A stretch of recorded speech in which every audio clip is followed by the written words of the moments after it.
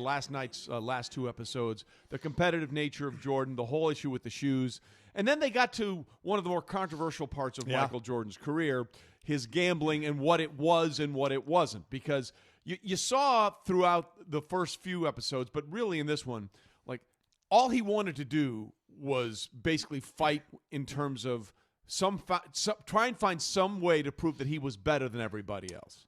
Yeah, this gambling thing is that so after Game 1 of the 1993 Eastern Conference Finals with the Knicks. Oh, by the way, those were great videos. Just when you had enough of the bad boys in Detroit and the Bulls, the Knicks and the Bulls going at it. I mean, and that the team, physicality Oakley, of the game. Anthony Mason, and Patrick Ewing. They were big boys. It was Xavier McDaniel. There was some fisticuffs going on there. But after that Game 1 was over, Jordan kind of wanted to get away from it all, and he and his father and some others went from New York to Atlantic City, and he was there gambling. And he says until about midnight or 1 o'clock, but newspapers said he was out until 2:30. He did score 36 points that night, and there was a game the next night. So he went to Atlantic City, got back, the papers say at 2:30, and there was a game that night. He did score 36, but the Bulls lost and fell behind 2-0 in that series. And then the whole thing started about gambling to the point where Jordan actually stopped talking to the media, and the whole gambling, do you have a gambling problem? David Stern is all of a sudden commenting on the gambling. It kind of got really, really like a ball of fire. You know what's a great way to convince people or try and convince people that you don't have a gambling problem? To do an interview with Ahmad Rashad wearing sunglasses indoors. Well, that was the best part. I mean, even Ahmad alluded to that. It's like, yeah, it sounds great, but you're doing this thing with your sunglasses on indoors. Yeah, you look like the guy that's got a gambling problem. So maybe someone needs to get with you style-wise and try and figure out how to portray that visually a little better. I did love his one line, though, about that. I think it was in the interview with Connie Chung for NBC News. He said, I don't have a gambling problem. I have a competition problem. That was the line to me, because gambling, I mean, so by the way, he stopped talking to the media after that, and then the Bulls won 4 straight and advanced to the 3rd straight NBA Finals. And then he did talk to the media to the point Mike brought up, and it was Ahmad Rashad, who basically, that's who he drove around with, hung around with, and talked to the most there.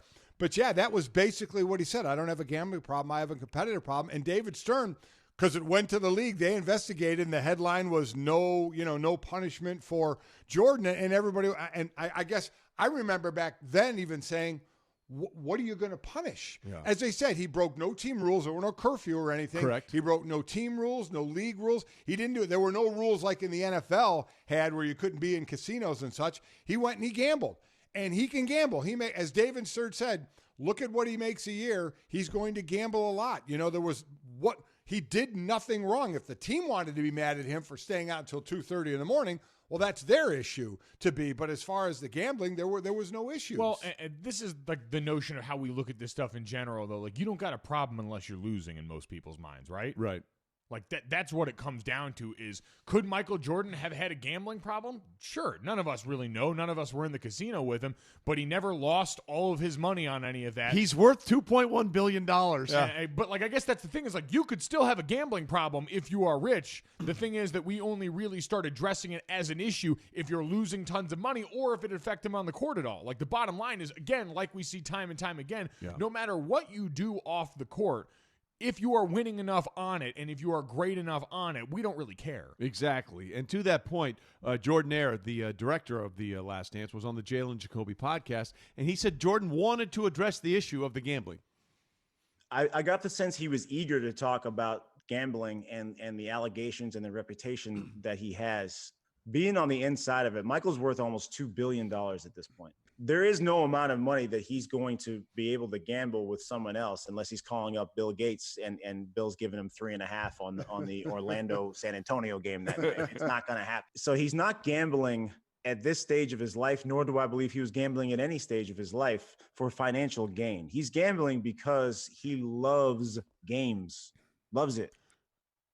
So before we get to the $57,000 check he had to write to somebody, that may be the problem. Yeah, as far as the competition, there were a couple of scenes. He was pitching quarters in the locker room with security guards, pitching quarters for $20. Yeah, I mean, that's what he was doing. And then on the plane, and this is true because I've been in these games. Let me tell you, real nervously.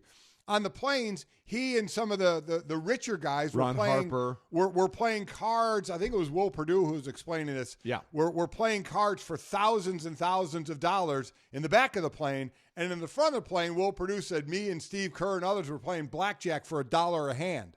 $1 a hand. He said Jordan would come up and say, "What are you guys doing?" So we're playing blackjack, and they're like, "Can I play?" They're like, "Why do you want to play? We're playing $1 a hand." And he said, Jordan said to him, "Because I want to know that your money is now in my pocket." Yeah. I mean, that was the competitive edge of him. At some point, it didn't matter what the amount was. And the security guard who he lost to while they were pitching quarters said the same thing. He took that $20. I'm going to put it in my pocket. Pocket, yeah. Yeah, I mean, and that, gambling in those regards, like, hell, I used to be on team planes where guys were rolling M&Ms down the aisle, and whoever M&M made it further to the back won whatever the pot was. Like, guys in pro locker rooms will gamble on pretty much anything. Yes, they will. Well, wasn't it your time at Notre Dame where you made up those water games just to be competitive in the locker room? Trick shot Monday. You'll shot find Monday. a way. Trick shot Monday. You're just trying who could be the best at anything, right? Exactly. And with Jordan, like, this is again proof that, like, doing all of this stuff when you are a great basketball player means that we will find the positive spin on this, and we'll say you're the ultimate competitor regardless of what the situation may have actually looked like. But then he did have to explain a check in court for a guy named, what was it, Slim Bowler? Slim Bowler, who he wrote a check for $57,000 for. He said it was a loan, but Bowler got in trouble and was in court, was on trial, and Jordan had said, "Okay, yeah, I wrote it as I had a gambling debt to him." Yeah. So people started saying, "Okay, is he having gambling debt issues, and is that going to go into anything about games for him to have a say on games?" Of which he flatly denied. Said, "I like to just gamble, basically play." He says, "Gamble on me, and just gamble alone with me, like blackjack and things like that."